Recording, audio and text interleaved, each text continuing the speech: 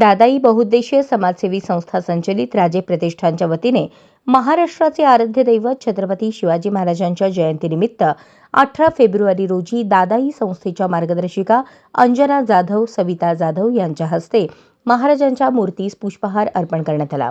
विमुक्त भटका झोपडपट्टी शहानगर लिमयवाडी सेटलमेंट कॉलनी नंबर 1 भागातील सर्व माता भगिनींचा यावेळी फेटा बांधून सन्मान करण्यात आला।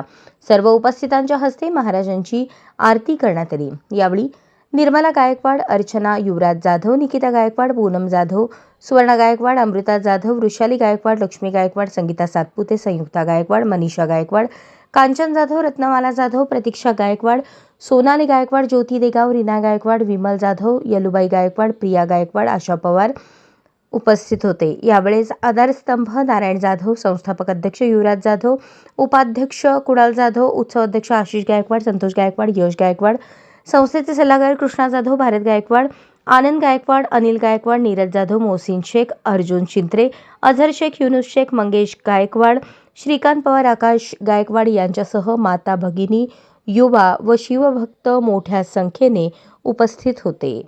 अशाच नवनवीन अपडेटसाठी जनता राज्य न्यूज चॅनलला सबस्क्राईब करा, लाईक करा आणि शेअर करायला विसरू नका।